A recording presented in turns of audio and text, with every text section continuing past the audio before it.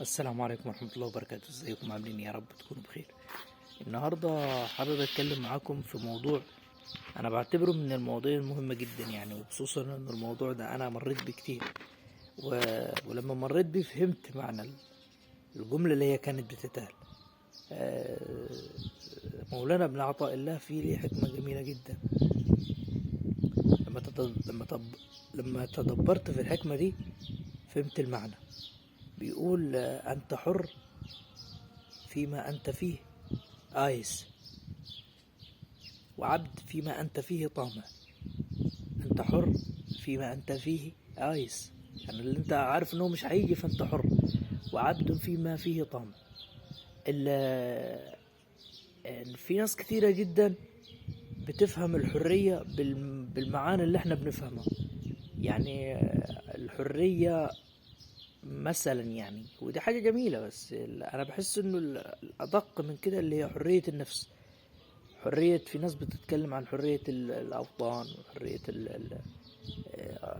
الرئيس مع شعبه والكلام ده، ودي حاجة جميلة طبعا. بس اللي هيجيب الحاجة التانية دي اللي هي قصة الدول، وقصة تحرير الدول، وقصة ان الدول تبقى في رقي. هو الأول لازم أشتغل على نفسي، على تحرير نفسي. والموضوع ده يا جماعة أقسم بالله العظيم فيه كمية حرية وراحة نفسية، يعني ما الله بيه عليه. ليه بقى؟ احنا في الحياة يعني بنستمد من قوة عظمى واحدة فقط، وهو الله سبحانه وتعالى. ما ينفعش انا كده، يعني متخيلتي واللي انا فهمته، ما ينفعش ان احنا يعني اخد من اتنين. يعني ما ينفعش ان الله سبحانه وتعالى اللي هو خلقني وجعل لي اسباب اخذ منها السعادة، واسباب اخذ منها الرزق، واسباب اخذ منها القوة، واروح انا باشياء اذا كانت من البشر ولا اشياء مادية واتعلق بها واقول انا هنا حر. بمعنى، انا ما بتكلمش على طبعا الانسان بنفسه يبقى معه فلوس كتيرة، ويبقى معه عربية، ويبقى معه فيلا، ويبقى معه قصر، ويبقى معه اي شيء، والصحابة كانوا كلهم كده. لكن لما بنشوف حد مثلا غني معاه فلوس وعنده طغيان، وبتجي تتكلم ويقول لك انا حر، يفتكر انه هو هنا حر، لكن هو ما بيعرفش انه هنا هو غارق حتى النخاع في العبودية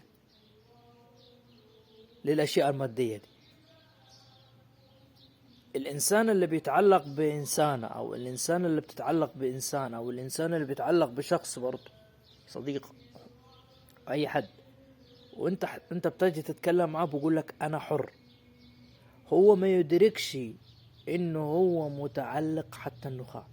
لانه يا جماعة خدوها من اخوكم، اي انسان على وجه البسيطة انت تعلقت به، انت هنا لست حر. او اي شيء اتعلقت به من اشياء مادية، اذا كانت عربية ولا فلوس، لو في حتة هنا بس عشان ما الكلام ما يتفهمش غلط، لو الاشياء دي كانت بتساعدك على انه انت توصل الى الله، فانت هنا مش، وانت يعني الاشياء دي ما ملكتش عليك قلبك، انت هنا مش حر، انت هنا مش عبد الى هذه الاشياء.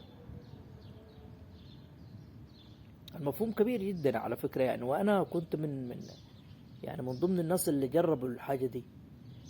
من فترة كنت في علاقة مع شخص، علاقة مرهقة فوق ما تتخيل.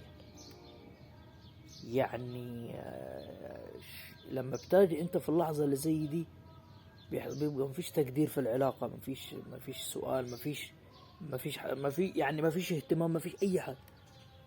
انت بتاجي في اللحظة دي لما بتعمل حظر الشخص ده وبلوك، بتنزل عليك سبحان الله سكينة من الله. ليه؟ لانه اصلا العلاقة دي مرهقة، وانت هنا كنت مجرد عبد مستنزف. اللحظة اللي بتعدي عليك حلوة، بيجي عشرات اللحظات بتتنكد ويطلع عينك في العلاقة دي.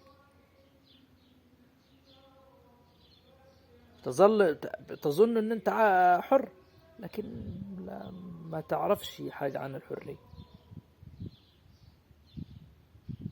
وكتير يعني من الصحابة رضي الله عنهم تعالى وارضاهم ذاقوا الحقائق دي مع الرسول عليه الصلاة والسلام، ذاقوها بالمعنى الروحاني وبالمعنى الجسدي. في ناس كتيرة كانت، يعني أعرف إن سيدنا بلال كان إيه قبل الإسلام وأصبح إيه، كتير من الصحابة.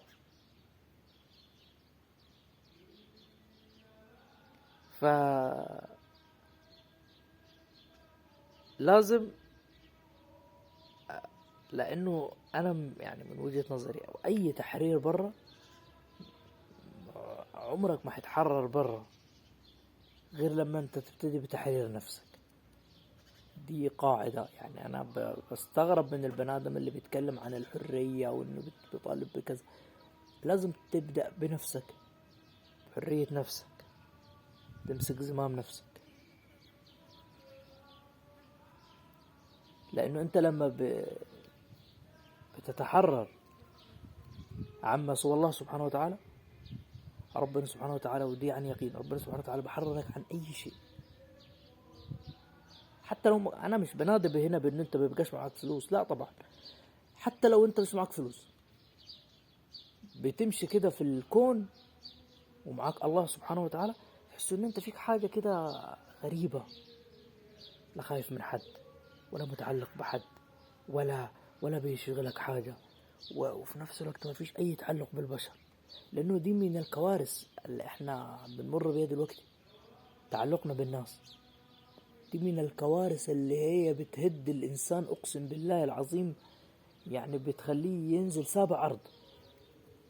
انه شخص يتعلق بشخص او شخصة تتعلق بشخص، انحدار وانهيار كامل للشخصية. فوق ده كله يعني بيبقى مذلول، وما بيبقاش عارف نفسه انه هو مذلول.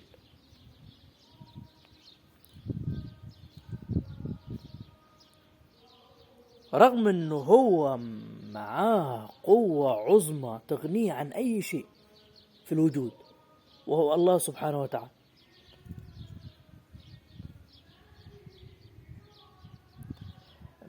يعني والموضوع يطول شرحه، انا ما بحبش اطول في الفيديو يعني، بس حبيت اتكلم في الجزئية دي. ان شاء الله اعمل ممكن فيديو تاني اتكلم فيه برضو باستفاضة عن انت ازاي تبقى حر، وانت ازاي ما تعلقش نفسك بالاشياء، وانت ازاي تكون عبد لله سبحانه وتعالى. واشوفكم على خير يعني.